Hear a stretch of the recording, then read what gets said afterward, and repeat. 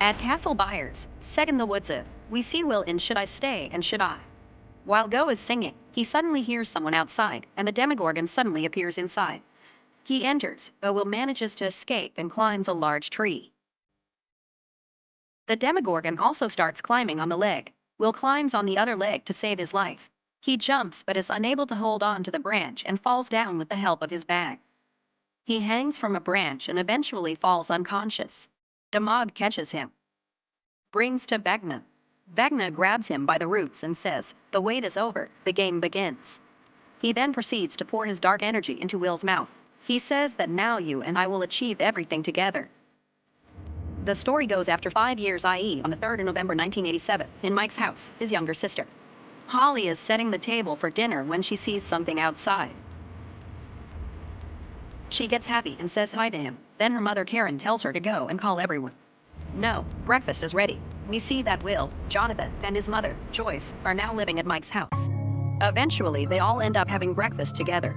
Ted asks his daughter Holly to deliver the bacon, but she's busy reading A Wrinkle in Time. The bacon runs out by the time Ted arrives because there are so many people living in the house now. Everyone leaves for school and college, and Joyce also goes to work. Karen and Ted are worried about how long this will continue. But they didn't even throw Will and Joyce's family out of the house. Holly is listening to the Squawk Show on the radio on her way to school. Everybody's listening to this show. The host of this radio show is none other than Robin, and Steve also works with him at the radio station. Robin starts telling where the earthquake occurred. She was there when it happened and didn't run away like the others. Hawkins is now in quarantine. There are more military personnel here than people living in the city. She further says that the dust that had fallen, I don't know if it will cause any disease to people because whatever happened in this city, no human being had ever seen it. The earth that had cracked due to the earthquake was repaired and now children play on it. Slipping, but the military men keep the children there. They chase them away because playing there can be dangerous. Robin instructs everyone to enter the military access control zone, meaning stay away from MAC-G because going there can be dangerous. She says stay at home comfortably, work, watch TV, and the children go to school. She says that she is going on a date this evening, but she does not reveal the name of her date. The bus plays the next song for him and Vicky smiles after hearing the song because it is about him. Then Vicky's radio starts going off, not just his, but the radio station's. But the whole machine starts malfunctioning and Steve taunts that if you talk like this about Steve Dustin, they won't let your show run. Dustin suggests that it couldn't have been the military who did it, that the radio head was malfunctioning. It must have been done. He tells Steve that now learn to do the work yourself. I will always work for you. I will not keep doing it. Dustin arrives at high school and the students boo him. Then 2 friends of Jason, who is no longer in this world, come there. Andy begins to harass Dustin because he is still associated with the Hellfire Club. Lucas arrives there to save his friend.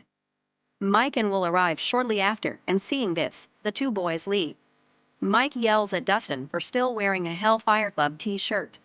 He says don't mess with them, we have a lot of problems anyway. Will B explains to him that for now we need to stay calm and keep our heads down. Dustin still doesn't understand and says that we has always broken the rules and done what is right.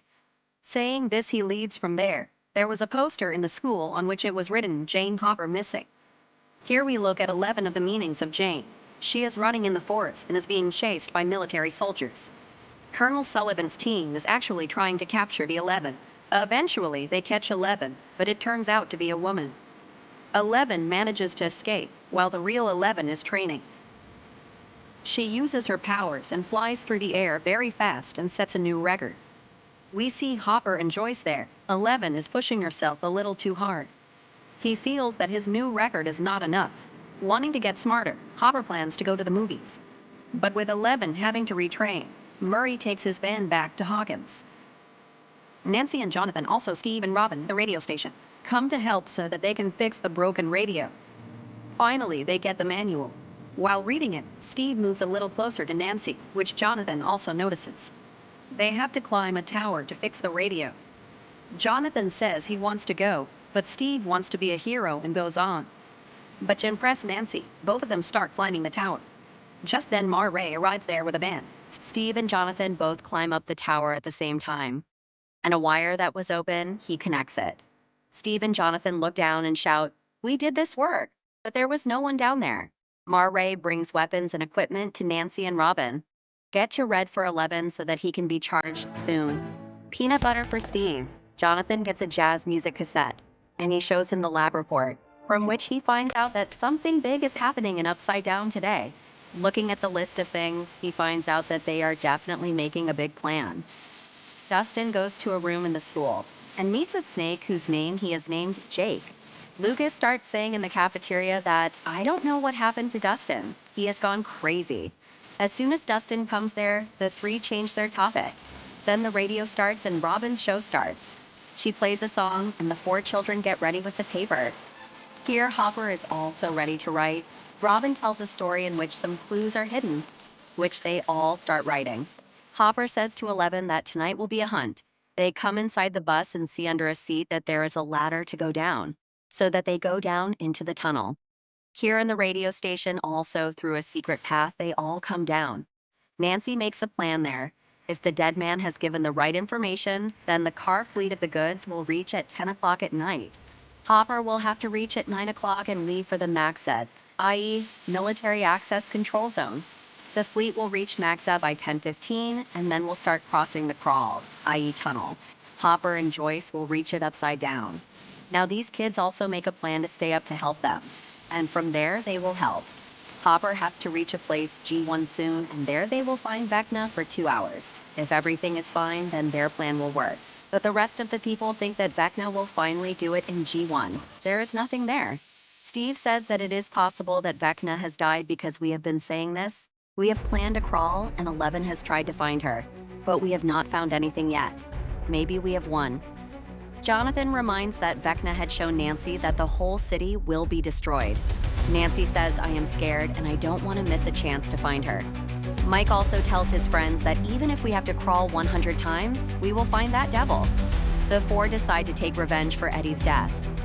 Suddenly, Will starts feeling something. He feels like he is unconscious. He feels dizzy, but he says he is fine. He just felt a little weird. Maybe he got dizzy. After this, they plan to meet at 6 p.m. and leave. Here, in elementary school, they see Holly, who is playing with her friends. But then a boy, Derek, Dr. K, asks him what happened. Sergeant Ramirez tells him that Sullivan went to catch 11 with his team, but he didn't find 11. Ramirez gets scared of an animal, but the doctor says, don't be scared, he won't bite you. Yes, he can bite you. And tell me, what did you have to tell me? When Ramirez goes, the doctor tells him to tell Sullivan that I want that girl because innocent people are dying here.